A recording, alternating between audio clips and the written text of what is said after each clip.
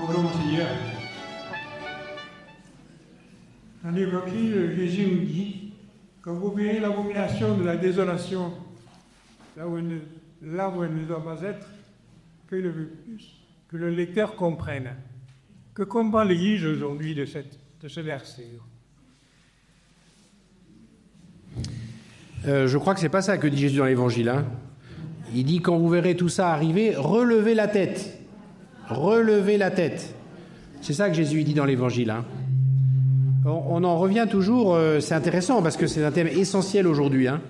On en revient toujours à cette question du réalisme chrétien. Voilà, comment habiter avec réalisme le monde dans lequel on est. Ça consiste à regarder en face les difficultés d'abord. Et c'est ça que Jésus fait dans les passages apocalyptiques dont vous parlez.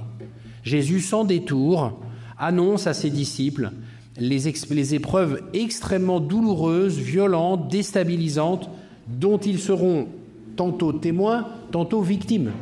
Jésus, à aucun moment dans l'Évangile, ne cherche à édulcorer les choses, à inviter ses disciples à ne pas voir la dureté de la vie comme elle est.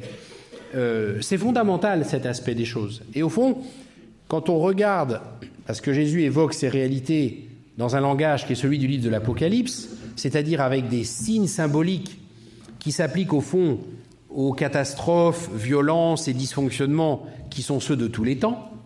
Et donc, quand on regarde de quoi Jésus parle, on a l'impression qu'il est en train de nous commenter l'actualité du monde d'aujourd'hui, parce que nous l'avons sous les yeux aujourd'hui.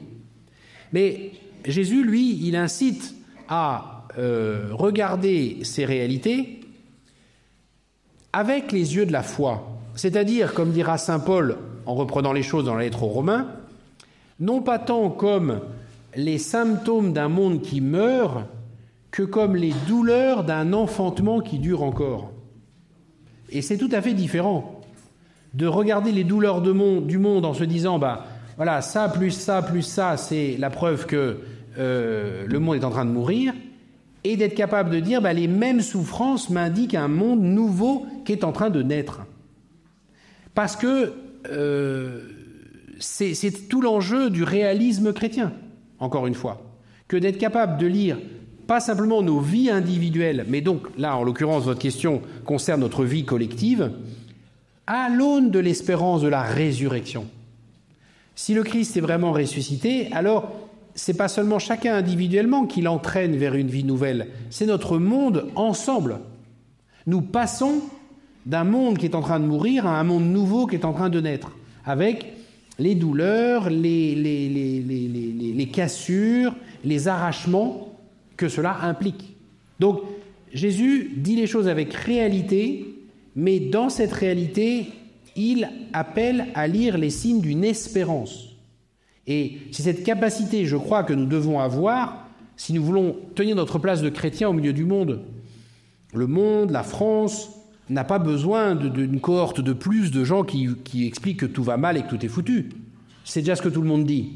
Donc si c'est ce que nous, les chrétiens, on dit aussi, on ne sert à rien dans la société française, honnêtement. Si on est là pour dire ce que tout le monde dit, autant se taire. Je crois vraiment que nous avons un rôle de lire les signes des temps autrement et d'être capable, sans nier la dureté du temps, de rendre compte de signes d'espérance. C'est notre valeur ajoutée à nous de chrétiens dans le monde. J'en suis convaincu. Et ça commence très localement. Dans une discussion de conseil municipal, pour ceux d'entre vous, il y en a sans doute qui sont élus dans leur village, dans leur commune, est-ce que je suis celui qui, dans les difficultés auxquelles on doit faire face, apporte le regard de l'espérance, apporte la recherche des voies pour un plus de vie ensemble? Ou est-ce que je suis de celui qui se contente de me lamenter avec tout le monde, des crédits qui diminuent, des jeunes qui sont intenables, des nouveaux arrivés qui sont plus comme avant et qui ne s'intègrent pas dans le village, etc., etc., etc. Pareil dans la vie professionnelle, pareil dans la vie associative. Sommes-nous capables d'être des témoins d'espérance? C'est essentiel parce que c'est notre valeur ajoutée au milieu du monde.